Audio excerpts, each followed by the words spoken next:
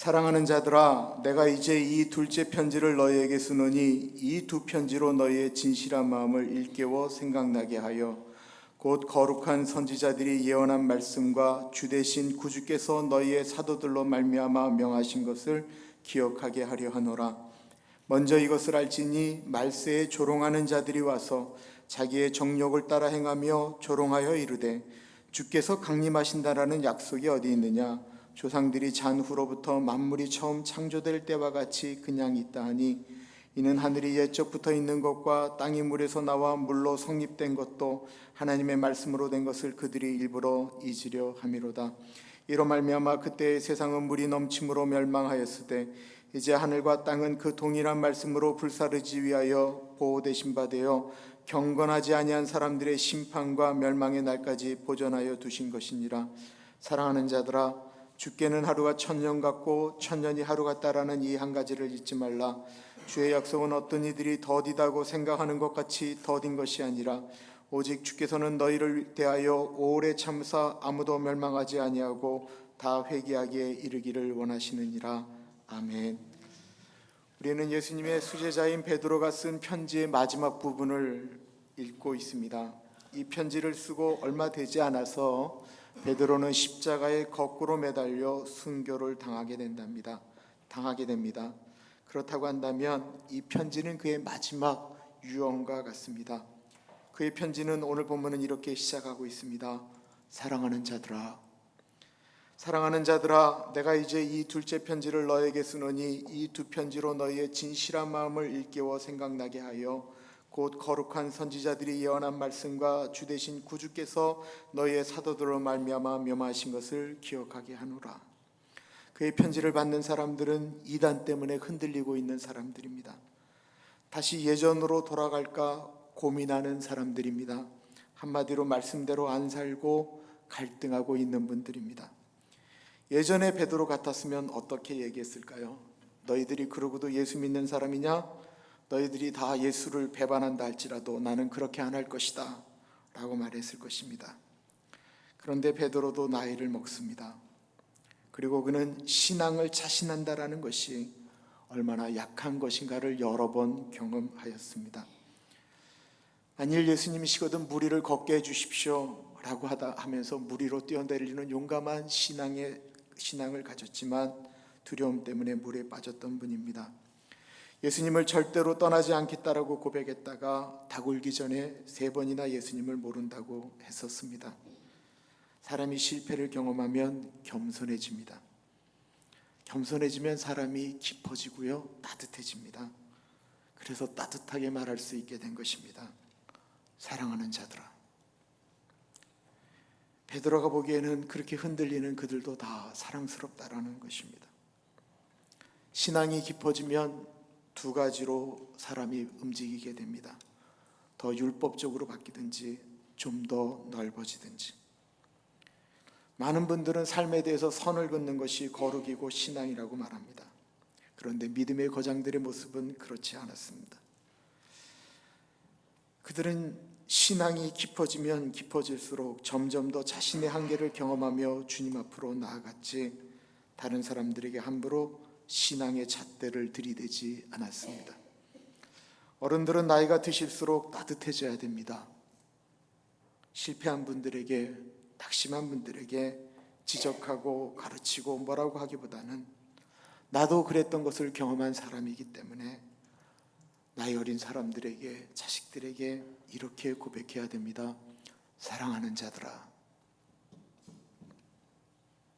그 사랑하는 사람들에게 해주고 싶은 말, 본인이 죽기 전에 해주고 싶었던 말은 세상의 사조를 믿지 말라라는 것이었습니다. 재림의 시당을 붙들라라는 것이었습니다. 먼저 이것을 알지니 말세에 조롱하는 자들이 와서 자기의 정욕을 따라 행하며 조롱하여 이르되 주께서 강림하신다라는 약속이 어디 있느냐? 조상들이 잔으로부터 만물이 처음 창조될 때와 같이 그냥 있다 하니 이는 하늘이 옛적부터 있는 것과 땅이 물에서 나와 물로 성립된 것도 하나님의 말씀으로 된 것을 그들이 일부러 잊으려 함이로다. 사단의 공격은 늘 다양합니다.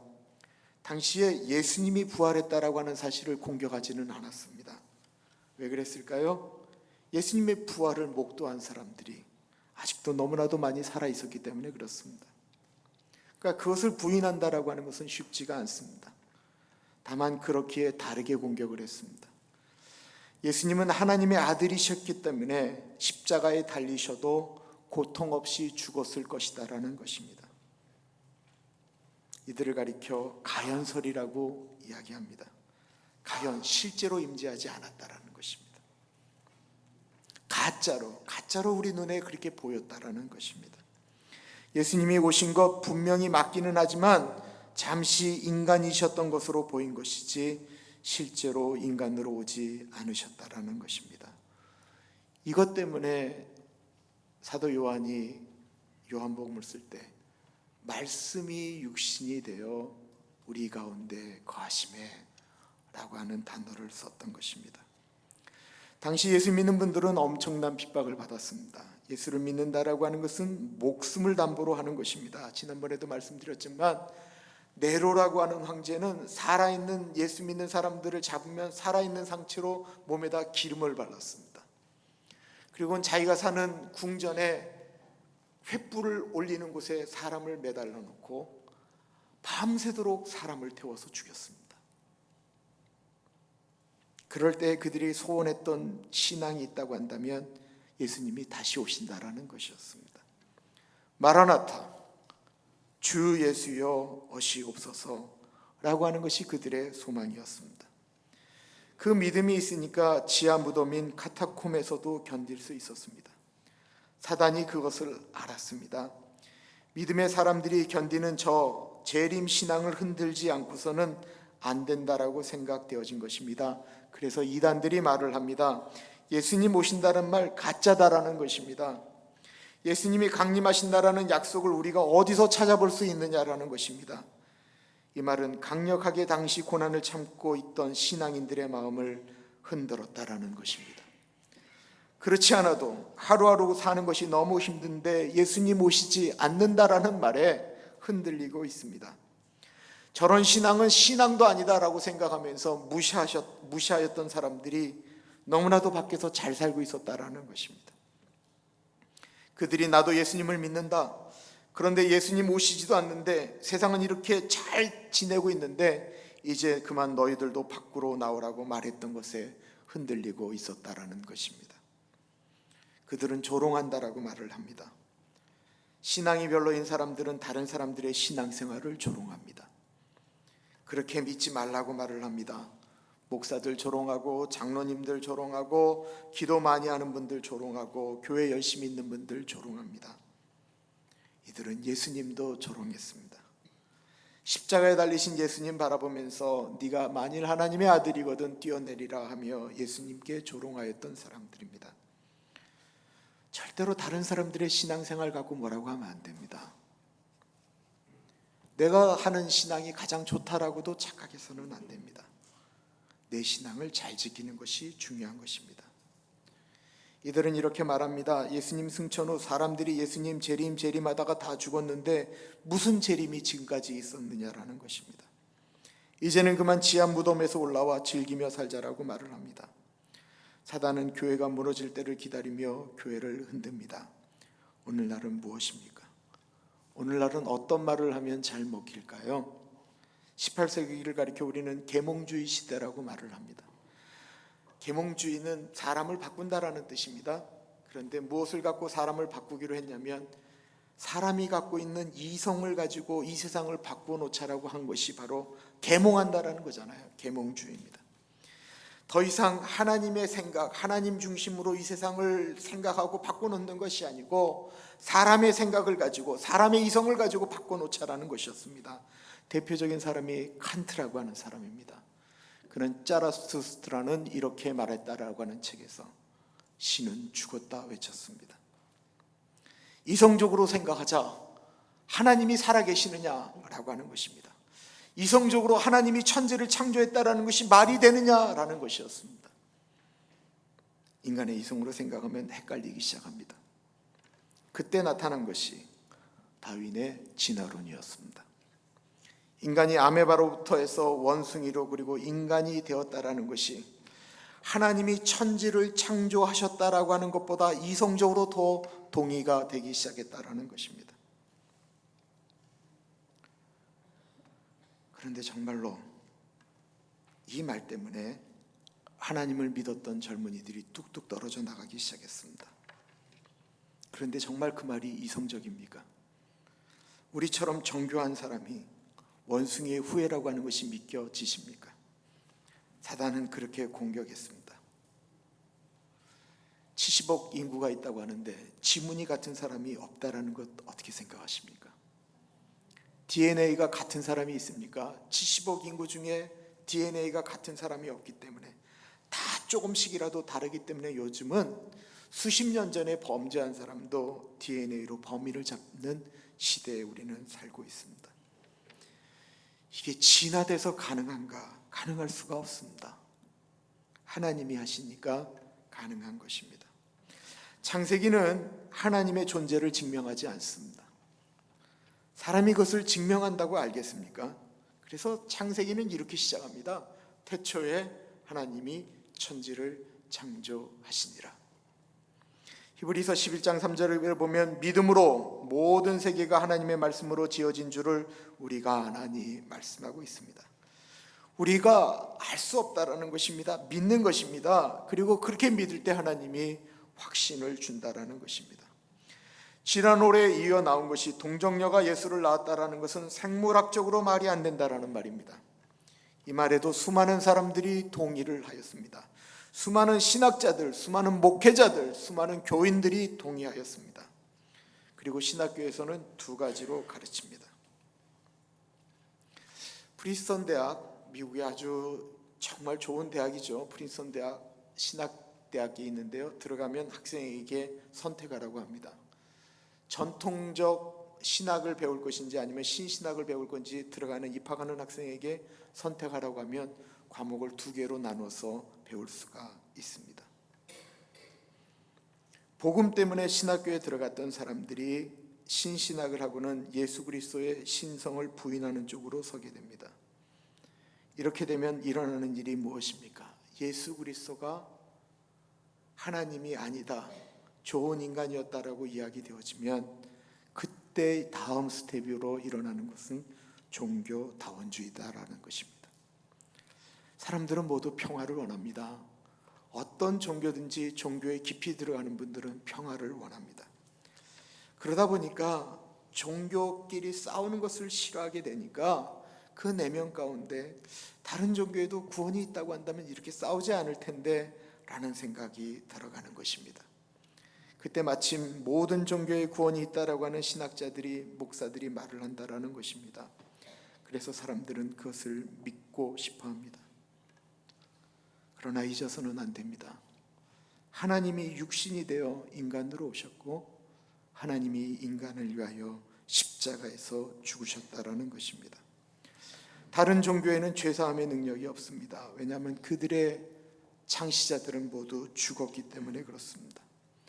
그러나 예수님은 죽지 않으셨습니다. 다시 살아나셨을 뿐만 아니라 하늘로 올라가셨습니다. 내가 곧 길이요 진리요 생명이니 나로 말미암지 않고는 저 하늘나라로 갈 자 없다고 말씀하셨습니다. 다른 이로서는 구원을 얻을 수 없나니 천하 인간의 구원을 얻을 만한 어떠한 다른 이름도 우리에게 주신 적 없다고 말씀하셨습니다. 주 예수를 믿으라, 그리하여야 너와 내 집이 구원을 얻는다라고 말씀하셨습니다. 더 이상 성경의 역사는 없다는 사람들도 나타났습니다. 이성적으로 보면 성경에 나타나는 그 역사는 말이 안 되기 때문에 그렇습니다. 그런 놀라운 신비적인 일들은 초대교회에서 끝났다라고 이야기를 합니다. 이런 사상도 이성주의의 영향을 받았기 때문에 그렇습니다. 그러나 초대교회의 역사는 오늘날도 세계 곳곳에서 일어나고 있습니다. 이성주의는 기도를 약화시킵니다. 기도하는 것, 금식하는 것, 통성기도하는 것 등을 약화시킵니다. 말이 그럴싸합니다. 하나님 귀먹지 않았다라는 것입니다. 하나님이 전지전능하신데 우리가 말하지 않아도 다 안다라는 것입니다. 하나님이 언제 귀먹어서 믿음의 선진들이 울면서 기도했나요? 한나가 왜 술 취한 사람처럼 보일 정도로 기도하였습니까? 왜 하나님이 예레미야에게는 너는 내게 부르짖어 기도하라고 이야기하였습니까? 그때는 하나님이 귀가 좀 먹으셨기 때문입니까? 물론 조용히 기도해야 될 때가 분명히 있습니다. 그러나 우리의 삶에는 정말로 하나님 붙들고 놓아주지 않았던 야복 강가의 야곱처럼 하나님과 씨름해야 될 순간도 분명히 있다라는 것입니다. 우리 신앙생활 이성적으로 하고 싶지 않으십니까? 저는 교회의 모든 일들은 저는 상식적이어야 된다고 생각합니다. 세상보다도 더 상식적이어야 되는 것이 교회다라고 생각합니다. 그러나 신앙은 보이지 않는 하나님을 믿는 것입니다. 여기서부터는 상식이라고 하는 것은 있을 수가 없습니다. 눈에 보이지 않고 귀에 들리지 않고 손에 만져지지 않지만 하나님은 지금도 살아 계십니다. 이 문제는 오늘날만 있었던 것이 아닙니다. 그 옛날 수천 년 전에도 사람들은 눈에 보이는 것을 보기를 원했다라는 것입니다. 홍해가 갈라지고 매일 만나가 내리고 하늘 위에는 낮에는 구름 기둥이 밤에는 불 기둥이 있는 그 와중에도 사람들은 하나님 안 계시다라고 이야기하면서 금송아지 만들었다라는 것입니다. 이것이 사람입니다. 은혜라고 하는 것을 생각해 봅니다. 저는 가끔 놀랄 때가 있습니다. 제가 어떻게 이렇게 귀한 분들과 함께 신앙생활을 하느냐라는 것입니다. 그것도 한국이 아닌 이 미국에서 말입니다. 어떻게 제가 이 미국에서 16년을 살 수 있었을까? 생각해 보면 너무 놀랍습니다. 새벽에 운전하고 프리웨이를 달리다 보면 너무 감격이 올라올 때가 있습니다. 저는 진짜 영어를 못합니다. 그런데 지금까지 미국에서 굶어 죽지를 않고 있습니다. 은혜스럽죠? 어느 분은 지금의 상황 때문에 불안해합니다. 그런데 그럼에도 불구하고 우리가 지금까지 살아있다라고 하는 것 너무 놀랍지 않습니까? 보이지 않는 주님께서 우리를 보호하고 계시기 때문에 그렇습니다. 보이지 않는 예수님이 우리를 인도하고 계시기 때문에 그렇습니다. 재림이 없다고 말하는 사람들에게 베드로가 말합니다. 사랑하는 자들아, 주께는 하루가 천년 같고 천년이 하루 같다는 이 한 가지를 잊지 말아라. 주의 약속은 어떤 이들이 더디다고 생각하는 것 같이 더딘 것이 아니라 오직 주께서는 너희를 대하여 오래 참으사 아무도 멸망하지 아니하고 다 회개하기에 이르기를 원하시느니라. 예수님이 아직 오시지 않은 이유는 한 사람도 멸망하지 않고 다 회개하고 구원받기를 원하시기 때문에 재림을 늦춘다라는 것입니다. 제가 CGN 10분 메시지를 3개월 했는데요, 제가 마지막 날 본문을 이걸 갖고 했었고요, 2주 전 홍보라 집사님 추모 예배 때 이 베드로후서 3장 8절 말씀을 가지고 메시지를 전했습니다. 재림이 없다라고 자꾸 믿으면 우리는 죽음도 그렇게 멀리 있다라고 생각을 합니다. 그렇지가 않다라는 것입니다. 우리의 인생에는 종말이 분명히 있습니다. 그렇다고 할 때 이 8절을 좀 생각해 볼 필요가 있습니다. 우리의 인생에 대해서 시편에 보면 보통은 70이고 강건하면 80이라고 했습니다. 오늘날 보통 수명은 75세입니다. 그런데 하나님께는 1000년이 하루 같다라고 이야기했습니다. 그럼 1000년을 24시간이라고 할 때 우리의 인생을 80이라고 한다면 1000년을 하루 24시간으로 한다면 우리가 80년을 산다고 한다면 우리는 2시간 20분을 사는 것입니다. 홍보라 집사 40년 살았습니다. 그럼 홍보라 집사님은 1시간 10분 살다가 하나님 나라로 갔습니다. 우리가 너무 가슴 아파하지만 홍보라 집사는 하나님 편에서는 1시간 10분 먼저 데리고 간 것입니다. 우리가 홍보라 집사보다 더 오래 산다고 한다면 우리는 1시간 10분 더 사는 것입니다. 권정숙 권사님은 96세까지 사셨습니다. 2시간 30분 사시다가 가셨습니다. 이렇게 계산을 해보면 1년은 얼마인가? 1분 45초입니다. 100세 시대 하는데 우리의 인생 그렇게 되면 앞으로 10분 더 늘어나는 것입니다. 그리고 그 시간이 지나면 우리에게도 종말이라고 하는 것이 다가옵니다. 잊지 말라고 하십니다. 천년이 하루 같다라는 사실을 잊지 말라고 하십니다. 우리의 시간은 우리가 생각할 때 길 수도 짧을 수도 있습니다. 저는 예전 교회에서 아르헨티나에 있는 빌라가라고 하는 원주민을 입양해서 우리가 오랫동안 섬긴 적이 있었습니다. 아르헨티나를 가려면 한국으로 가는 것보다 시간이 더 오래 걸립니다. 그리고 도착해서는 또 비행기를 타고 아르헨티나의 가장 북단에 있는 빌라가라고 하는 종족이 있습니다. 저희가 차를 렌트해서 올라갈 때는 24시간을 쉬지 않고 달려가야 겨우 도착할 수 있는 참으로 긴 거리입니다. 거기에는 전기가 없습니다. 거기에는 수도도 없습니다. 거기에는 벽돌집도 없습니다. 그들은 마른 나무로 집을 만들어 삽니다. 그들이 먹는 물은 빗물을 받아 먹는데 그들이 받아놓은 빗물에는 모기들이 낳은 유충들이 막 헤엄쳐 다니는 것을 보면서 그거를 먹어야만 합니다. 그들은 신발을 신고 다니지 않았습니다. 주변에 수많은 양의 소와 염소들이 있는데 그들의 것은 없었습니다. 그들의 삶은 너무나도 비참했습니다. 그들이 사는 지역을 라본바 지역이라고 했습니다. 이 라본바라고 하는 건 커다란 폭탄이다라고 하는 뜻이었습니다. 그들이 거기까지 오는 동안 끊임없이 죽임을 당하다가 그 마지막 곳에서는 너무나도 많은 죽임을 당했기 때문에 그 지역을 라본바 지역이라고 했습니다. 그 아픔이 3대 4대 흘러가는데도 잊혀지지가 않으니까 그들은 문명이 조금만 들어오면 그들은 더 깊숙이 들어갔습니다. 거기를 다녀온 한 젊은이가 너무 고민을 했습니다. 하나님, 어떻게 이렇게 미국에 사는 우리들과 저분들의 삶이 다를 수가 있습니까? 저분들 너무 불쌍합니다. 하나님은 어떻게 하나님의 사랑이 저들은 저렇게 내버려 두실 수가 있습니까? 그런데 그렇게 기도하다가 얻은 것이 있었습니다. 우리 인간의 눈으로 보기에는 너무나도 불쌍한 영혼들이지만, 불쌍한 인생이지만, 영혼이라고 하는 시간 앞에 2시간 10분, 2시간 20분, 1시간 10분 혹은 10분, 이거는 아무것도 아니다라는 것입니다. 우리가 보기에 불쌍하지 그들은 우리보다 더 많은 자식을 낳고 그냥 그렇게 살아갑니다.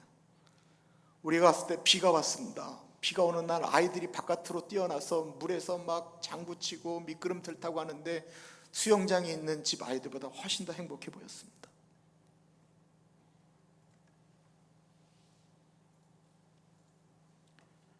주님이 오시지 않는다고 지금도 얘기합니다. 이성적으로 생각해 보라고 이야기합니다.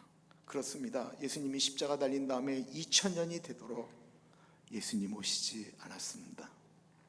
그런데요, 하나님 편에서 보면 이틀 안 보내신 것입니다. 우리의 인생에 아직 죽음이 오지 않았습니다. 아직 2시간 20분이 지나지 않았기 때문에 그렇습니다. 우리의 인생 그렇게 길지 않습니다. 나 너무 힘들어요. 하나님이 왜 이 약속을 지켜주지 않으세요?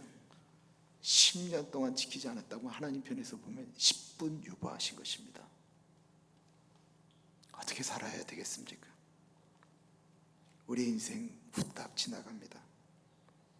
내게 주어진 아주 짧은 삶에 최선을 다하고 사는 우리 모두가 되기를 기도합니다. 존귀하신 하나님 아버지, 이 시간에 같이 하여 주시고 동행하여 주시기를 기도드립니다.